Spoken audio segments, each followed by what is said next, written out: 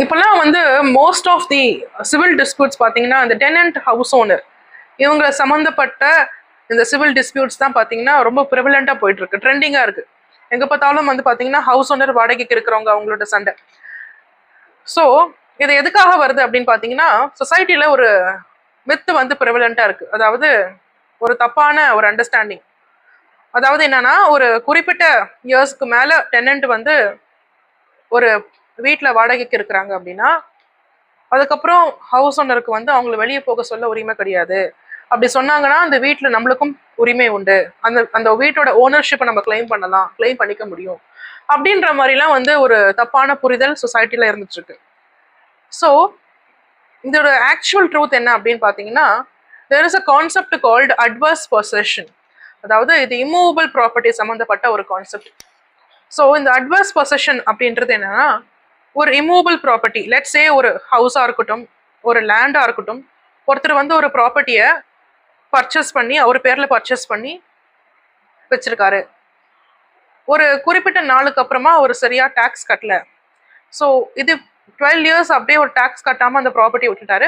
அந்த ப்ராப்பர்ட்டி அவர் போய் சரியாகவும் விசிட் பண்ணலை.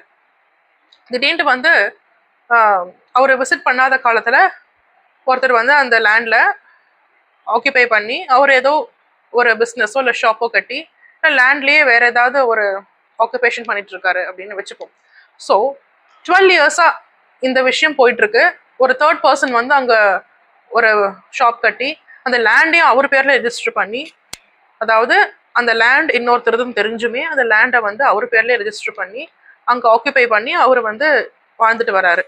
திடீர்னு ஒரு 12 இயர்ஸ் கழிச்சு இந்த ரியல் ஓனர் வந்து இதை போய் பார்க்கும்போது அங்கே ஒரு ஷாப் கட்டியிருக்கு. ஸோ இதை பார்த்துட்டு இதை கிளைம் பண்ணும்போது அந்த தேர்ட் பர்சன் என்ன சொல்றாரு அப்படின்னா, இது என்னோட ப்ராப்பர்ட்டி, நான் 12 இயர்ஸாக இங்கே தான் இருக்கிறேன், நீங்கள் எதுக்கு இப்போ வந்து கேட்குறீங்க அப்படி. இவர் சொல்றாரு, இல்லை இது என்னோட ப்ராப்பர்ட்டி, இது 20 இயர்ஸ் பேக்காக நான் பர்ச்சேஸ் பண்ண ப்ராப்பர்ட்டி அப்படின்னு இவர் சொல்றாரு.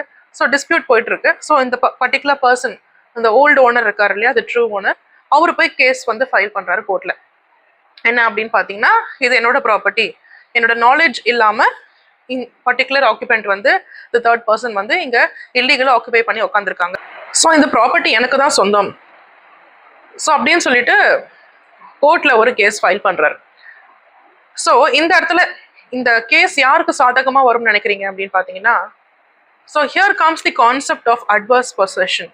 அதாவது ஒருத்தர் வந்து அவரோட ஒரு ப்ராப்பர்ட்டியை அவர் பேர்லேயே வாங்கினாலும் கூட அந்த ப்ராப்பர்ட்டியை 12 இயர்ஸ், ஒரு ப்ரைவேட் ப்ராப்பர்ட்டினா 12 இயர்ஸ் வந்து டைம் பீரியட், 12 இயர்ஸ் வரைக்கும் அவர் அந்த ப்ராப்பர்ட்டியை கண்டுக்கவே இல்லை, டாக்ஸும் பே பண்ணலை, இல்லை அந்த ப்ராப்பர்ட்டியை வந்து விசிட் பண்ணவே இல்லை, ஒரு அந்த ப்ராப்பர்ட்டிக்காக எந்த ஒரு ரெஸ்பான்சிபிலிட்டியும் அந்த 12 இயர்ஸ் அவர் எடுத்துக்கல, வாங்கி ஒரு குறிப்பிட்ட 12 இயர்ஸ் வரைக்கும் ஓரம் கட்டி வச்சுட்டாரு அப்படின்னு வச்சுப்போம்.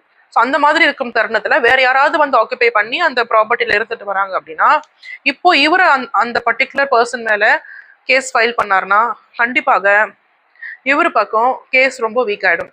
ஏன்னு பார்த்தீங்கன்னா ஜட்ஜ்மெண்ட் மோஸ்ட்டாக இந்த ஆக்குபென்ட்டோட சாதகமாக தான் வரும். ஏன்னு பார்த்தீங்கன்னா இதில் மறைந்திருக்கும் அடிப்படை சட்டம், அடிப்படை நியாயம் என்ன அப்படின்னு பார்த்தீங்கன்னா, சட்டம் எப்பவுமே இந்த ரெஸ்பான்சிபிள் பர்சனை தான் ஃபேவர் பண்ணுது. அதாவது நீங்க ஒரு ப்ராப்பர்ட்டியை வாங்கி அதை கண்டுக்காம விட்டுட்டீங்க, எந்த ஒரு ரெஸ்பான்சிபிலிட்டியும் எடுத்துக்கல. ஆனால் தேர்ட் பர்சன் அவங்க இல்லீகலாக ஆக்கியபை பண்ணியிருந்தாலுமே அவர் வெளிப்படையாக ஆக்கியபை பண்ணியிருக்காரு, ஒளிவு மறைவு இல்லாமல் வெளிப்படையாக ஆக்கியபை பண்ணி அங்கே ஏதோ அந்த லேண்டை யூஸ் பண்ணிட்டு இருக்காரு அப்படின்னா, உங்க ரெஸ்பான்சிபிலிட்டி இல்லாத உங்களை காட்டிலும் ஆக்கியபை பண்ண அவரு பரவாயில்ல, அவருக்கு அந்த சொத்து அந்த ப்ராப்பர்ட்டி போய் சேர்றதுக்கு தகுதியானது அப்படின்னு சொல்லிட்டு சட்டம் முடிவு பண்ணும். ஸோ இங்கே ஒளிந்திருக்கும் நியாயம் வந்து இதுதான். ஸோ நீங்க வந்து எந்த ஒரு ப்ராப்பர்ட்டியை வாங்கினாலும் ஃபர்ஸ்ட் அந்த ப்ராப்பர்ட்டியை மெயின்டைன் பண்றதுக்கு ரெஸ்பான்சிபிலிட்டி எடுத்துக்கணும். ஸோ இந்த மாதிரி இல்லீகலா ஆக்கியபை பண்ணாலுமே 12 இயர்ஸ்க்கு மேலே ஒருத்தர் ஆக்கியபை பண்ணியிருந்தால் மட்டுமே இது போதாது. அந்த பர்டிகுலர் ட்ரூ ஓனர் வந்து எந்த விதமான இன்ட்ரெஸ்ட்டும் 12 இயர்ஸ் வரைக்கும் அந்த ப்ராப்பர்ட்டி மேலே காமிக்காம இருந்திருக்கணும். அப்படி இருந்தால் மட்டுமே இது அட்வர்ஸ் பொசஷனாக கருதப்படும். இதனால வந்து மோஸ்ட் ஆஃப் தி சினாரியோஸ்ல இது ஆக்கியபென்ட்டுக்கு சாதகமாக தான் இந்த தீர்ப்பு வரும். ஸோ இந்த ஒரு கான்செப்டை வச்சு நிறைய பேர் இந்த டெனன்ட் ஹவுஸ் ஓனர் கான்செப்டை லிங்க் பண்ணி என்ன சொல்றாங்க அப்படின்னா, ஸோ நாங்கள் வந்து 12 இயர்ஸ்க்கு மேலே 15 இயர்ஸ்க்கு மேலே இந்த ஹவுஸில் வந்து இருக்கிறோம், ஸோ இனிமேல்ட்டு இந்த ஹவுஸ் எங்களுக்கு சொந்தம் அப்படின்லாம் சொல்றீங்க. அந்த மாதிரி கிடையாது. பிகாஸ் இந்த இடத்துல உங்கள் ஹவுஸ் ஓனர்ஸ் வந்து எந்த விதமான ரெஸ்பான்சிபிலிட்டியும் எடுத்துக்கலன்னு சொல்லவே முடியாது. அவங்க கரெக்டாக கான்ட்ராக்டா இல்லைன்னா அவங்க பர்டிகுலராக அவங்க நாலேஜ்க்கு தெரிஞ்ச மாதிரி உங்களை வந்து டெனண்ட்டுக்கு தான் விட்டுருக்காங்களே தவிர நீங்கள் மாதம் மாதம் அவங்களுக்கு ரெண்ட் பே பண்ணிட்டு தான் இருக்கீங்க. அந்த அந்த பர்டிகுலர் ஹவுஸ் மேலே அவங்க ரெஸ்பான்சிபிலிட்டி எடுத்துட்டு தான் இருக்காங்க. ஸோ எந்த வகையிலுமே டெனண்ட் வந்து இந்த அட்வர்ஸ் பொசிஷனை கிளைம் பண்ண முடியாது. நீங்கள் 15 இயர்ஸாக இருக்கட்டும் இல்லை 20 இயர்ஸாக இருக்கட்டும், நீங்கள் எவ்வளோ காலமும் நீங்கள் ஒரு வீட்டில் டெனண்ட்டாக இருந்தீங்கன்னா அந்த வீட்டில் நீங்கள் வாடகை கொடுக்குற வரைக்கும், டெனண்ட்டாக இருக்கிற வரைக்கும் நீங்க அந்த வீட்டில் எந்த விதமான ஓனர்ஷிப் கிளைம்ஸும் எடுத்துக்க முடியாது. உங்க பேர்ல அந்த ப்ராப்பர்ட்டி வரும்ன்ற எந்த விதமான ஒரு ஸ்டாண்டும் உங்களால எடுக்க முடியாது. ஸோ இந்த பர்டிகுலர் விஷயத்த நீங்க புரிஞ்சுக்க வேண்டியது ரொம்பவும் முக்கியம். ஸோ இனிமேல்ட்டாவது இந்த ஹவுஸ் ஓனர்ஸ் வந்து தன்னோட ஹவுஸை வந்து டெனண்ட்டுக்கு விடுறதுக்கு, அதாவது வாடகைக்கு விடுறதுக்கு எந்த ஒரு எஸ்டேஷனும் இதை கருதி வைத்துக் கொள்ள வேண்டாம்.